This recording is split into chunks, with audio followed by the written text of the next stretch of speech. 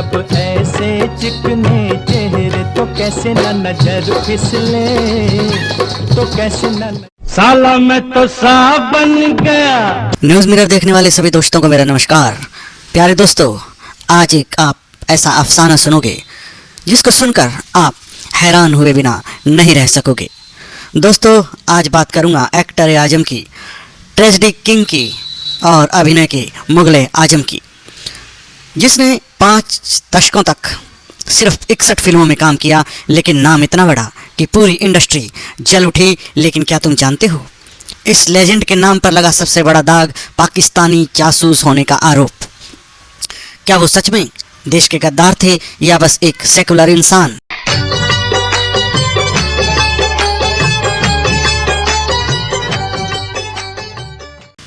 जिसे दोनों तरफ से गले लगाया गया हो। चलो शुरू करते हैं ये दास्तान। दोस्तों, 11 दिसंबर 1922 को पाकिस्तान में इनका जन्म हुआ और नाम रखा गया यूसुफ खान। इनके पिता फ्रूट मर्चेंट थे, जो कि एक बहुत ही अमीर आदमी थे। इनकी पढ़ाई लिखाई बहुत ही अच्छे तरीके से हुई थी। इनको फुटबॉल खेलने का बहुत ही ज़्यादा शौक था। दोस्तों, एक्टिंग से इनका दूर दूर तक भी कोई वास्ता नहीं था, ना ही ये फिल्में देखते थे। लेकिन न जाने ऐसा क्या हुआ कि बॉम्बे टॉकीज की मालकिन देविका रानी ने पहली नज़र में ही इनको ज्वार भाटा फिल्म का हीरो बना दिया और इनका नाम यूसुफ खान से बदलकर दिलीप कुमार रख दिया। सारे शहर में आप सा कोई नहीं, कोई नहीं। इसके बाद दोस्तों, इनकी फिल्में आई मेला, जुगनू, अंदाज और ये ट्रेजेडी किंग बने।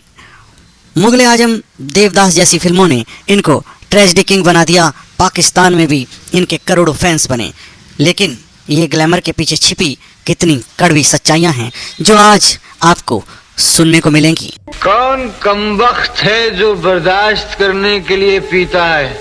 मैं तो पीता हूं कि बस सांस ले सकूं। दोस्तों, असल में दिलीप कुमार यानी कि यूसुफ खान एक दिल फेंक इंसान थे। बहुत ही रोमांटिक थे और बहुत ही वल्गर इमेज थी इनकी बॉलीवुड में शुरुआती दिनों में।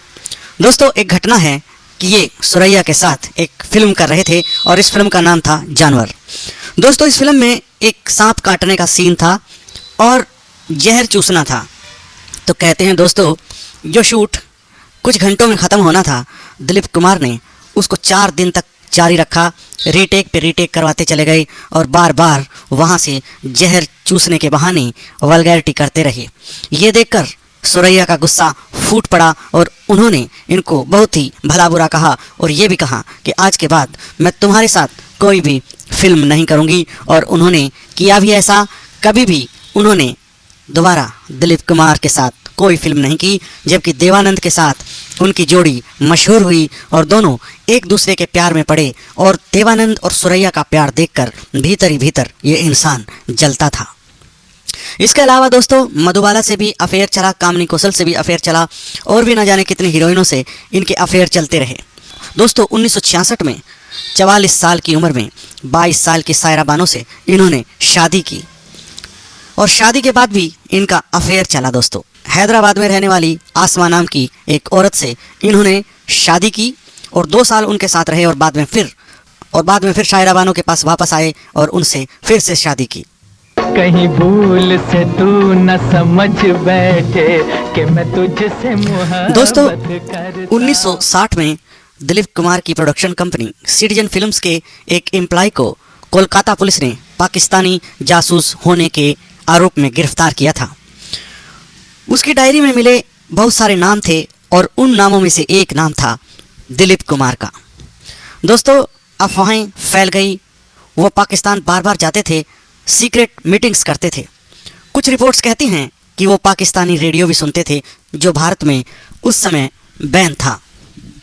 लेकिन क्या ये सच था या बस ये अफवाहें थी, या वो पाकिस्तान से प्यार इसलिए करते थे क्योंकि वे वहाँ पेशावर में पैदा हुए थे?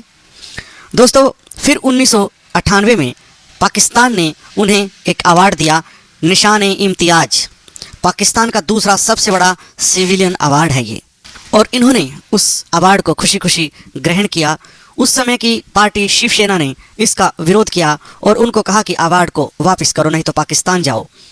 लेकिन दिलीप कुमार अपनी बात पर अटल रहे। उन्होंने अवार्ड को वापस करने से इनकार कर दिया।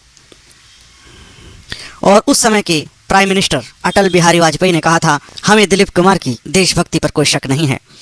दिलीप कुमार ने अवार्ड अपने पास ही रखा क्योंकि ये आर्ट और पीस के लिए था, पॉलिटिक्स के लिए नहीं। ये बात उन्होंने कही। ये देश है वीर जवानों का, अलबेलों का, मस्तानों का, इस देश का यारो। दोस्तों 1999 में कारगिल वार के दौरान पाकिस्तान ने अवार्ड वापस मांगा, लेकिन दिलीप कुमार ने मना कर दिया। दिलीप कुमार ने पीएम नवाज शरीफ से बात की और शांति की अपील की। वो इंडियन आर्मी की बहादुरी की तारीफ करते थे, लेकिन पाकिस्तान के साथ भी अपना बॉन्ड रखते थे। दोस्तों 60 के दशक के शुरुआती वर्षों में खुफिया एजेंसियों और कोलकाता पुलिस ने एक पाकिस्तानी जासूस को गिरफ्तार किया। उसके पास बरामद डायरी में एक बड़े फिल्म स्टार का नाम लिखा था। जासूस से मिली जानकारी के आधार पर कोलकाता पुलिस मुंबई पहुंची और स्टार के घर सीधे पहुंच गई। तब तक दिल्ली के शक्ति केंद्रों तक पुलिस कार्रवाई की जानकारी पहुंच चुकी थी। तत्कालीन प्रधानमंत्री नेहरू जी को भी इस बारे में सूचित किया गया था। जल्दी ही एक चमत्कार हुआ और कोलकाता पुलिस का मन बदल गया। पुलिस टीम स्टार के घर से खाली हाथ लौटी, ये कहते हुए कि जासूस शायद स्टार का फैन था और स्टार का इससे कोई भी लेना देना नहीं है। जब शोर मच रहा था तो जांच के लिए सरकारी टीम गठित की गई। एक कमेटी बनी। तथ्यों की जांच के बाद कमेटी ने यह संदेह पाया कि पाकिस्तानी जासूस स्टार का बड़ा फैन था। 1965 के भारत पाक युद्ध के दौरान खुफिया एजेंसियों ने पाकिस्तान से जुड़े रेडियो ट्रांसमीटर के सिग्नल का पीछा किया। ट्रांसमीटर मुंबई से ही सक्रिय था। दोस्तों सिग्नल का पीछा करते हुए वे उस जगह पहुंचे जहां ट्रांसमीटर सक्रिय था। वे लोग चौंक गए। जहां पर वो ट्रांसमीटर था वो घर उस समय के एक बहुत ही बड़े स्टार का था। नागरिक से पाकिस्तानी रेडियो ट्रांसमीटर बरामद होता है तो उसे पूरे जीवन जेल में सड़ाया जाएगा। क्या आप जानते हैं वो फिल्म स्टार कौन था? दोस्तों वो था आपका चहेता यूसुफ खान यानी कि दिलीप कुमार। दोस्तों बॉलीवुड के पैरों में बिछने वाली मीडिया और उसके पीछे चलने वाली सरकारों की कहानी बहुत ही पुरानी है। आमिर खान, सलमान खान, शाहरुख खान, सैफ अली खान जैसे लोगों को पद्म विभूषण दिया जाता है और इनकी महिमा का गान लगातार किया जाता है, जो कि इसी कंट्रोवर्सी का हिस्सा है। दोस्तों दिलीप कुमार का नाम सुनकर बहुत सारे लोग अपनी पलकें बिछाने लगते हैं। कोई इनको ट्रेजेडी किंग कहता है, कोई इनको एक्टर आजम कहता है, कोई इनको बॉलीवुड का मुगल आजम कहता है। दोस्तों ये एक ऐसा एक्टर है जिसने दर्द को जिया, शोहरत को छुआ और विवादों की आग में भी ये एक्टर जलता रहा और फिर भी इसने ऊंचाइयां छुई। दोस्तों 11 दिसंबर 1922 को पेशावर के किस्सा खानी बाजार में यूसुफ खान पैदा हुए। 12 भाई बहनों वाला परिवार। पिता एक फलों के व्यापारी थे जो कि बहुत ही अमीर और सख्त इंसान थे। दोस्तों बचपन में दिलीप कुमार फुटबॉल के दीवाने थे और फिल्मों से उनका दूर दूर तक कोई नाता नहीं था और ना ही उनको एक्टिंग का कोई शौक था। लेकिन किस्मत उनको मुंबई खींच लाई। 1940 में वो पिता के साथ मुंबई आ गए। ब्रिटिश आर्मी कैंटीन में काम करते हुए देविका रानी ने उनको देख लिया और न जाने उनमें क्या देखा कि बिना टेस्ट लिए ही उनको ज्वार भाटा फिल्म का हीरो बना दिया। वो फिल्म 1944 में आई थी और इनका नाम रख दिया दिलीप कुमार।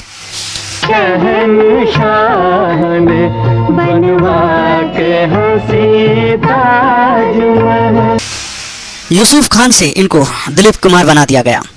दोस्तों शुरुआती दौर में इनकी कई फिल्में फ्लॉप हुई, लेकिन फिर मेला आई 1948 में, अंदाज 1949 में आई और ये एक स्टार बन गए। दाग 1952 में आई और देवदास आई 1955 में। मुगल आजम 1960 में आई और इनको ट्रेजेडी किंग का ताज मिल गया। दोस्तों लोग कहते हैं कि दिलीप कुमार की आंखें बोलती थी, आवाज़ कांपती थी, दर्द इतना गहरा कि दर्शक रो पड़ते थे। कहते हैं वह कैरेक्टर के अंदर घुस जाते थे और कैरेक्टर को इतनी गहराई से छूते थे कि खुद डिप्रेशन में चले जाते थे और बीमार पड़ जाते थे। तो लंदन के डॉक्टरों ने उनको कहा कि अब ट्रेजेडी रोल बंद कर दो और थोड़ी सी कॉमेडी करो। दोस्तों 1950-60 का दौर था। तब उनकी फिल्म नया दौर, मधुमती, कोहिनूर, गंगा जमुना जैसी सुपरहिट फिल्में इन्होंने दी। मधुबाला के साथ अफेयर के इनके किस्से आम हैं, जबकि इन्होंने अफेयर और भी कई हीरोइनों से करने की कोशिश की, जिनमें कामिनी कौशल भी शामिल है। और दोस्तों सुरैया के साथ भी एक नाकाम कोशिश इन्होंने की, जो किस्सा हम ऊपर आपको सुना चुके हैं। शायरा बानो को छोड़कर भी इन्होंने एक आसमा नाम की औरत से शादी की थी। दोस्तों सलीम अनारकली की केमिस्ट्री आज भी लोगों को याद है। दिल दिया है जान भी देंगे ऐ सनम तेरे। दोस्तों 1970 में इनका कैरियर डाउनफॉल पर था। उनकी एक फिल्म हिट हुई जिसका नाम गोपी था, लेकिन उसके बाद फिर से फ्लॉप्स की लाइन लग गई। इसके बाद दोस्तों इन्होंने वापसी की 1981 में आई फिल्म क्रांति से, जो कि बॉक्स ऑफिस पर हिट साबित हुई। उसके बाद शक्ति आई 1982 में, और उसके बाद फिर कर्मा आई 1986 में। सौदागर 1991 में आई, जो राजकुमार जी के साथ थी। वो कहते हैं कि राजकुमार जी के साथ इनकी बहुत ज़्यादा दुश्मनी थी, तो इस वजह से भी यह फिल्म काफ़ी चर्चित रही। और आखिरी फिल्म इनकी थी किला, जो कि 1998 में आई थी। उसके बाद इन्होंने रिटायरमेंट ले लिया था और कभी फिर इन्होंने फिल्मों में काम नहीं किया। उसके बाद इनकी यादाश्त चली गई थी और कभी वापस आ जाती थी, कभी चली जाती थी। उम्र के अंतिम पड़ाव में डिप्रेशन था, दिल की बीमारी थी, प्रोस्टेट कैंसर था। शायरा बानो जी 24/7 इनकी देखभाल करती थी। दोस्तों 7 जुलाई 2021 98 साल की उम्र में मुंबई में इन्होंने अंतिम सांस ली।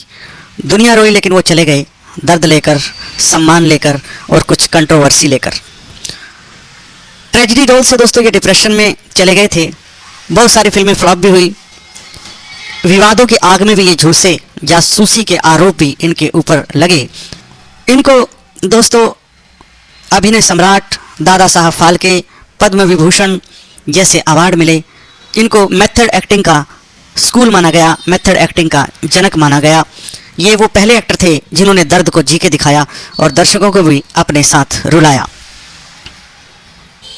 दिलीप कुमार की जिंदगी दोस्तों एक फिल्म की तरह थी।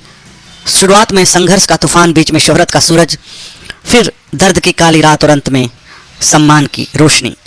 क्या वो ट्रेजेडी किंग थे या ट्रेजेडी का सबसे बड़ा शिकार थे?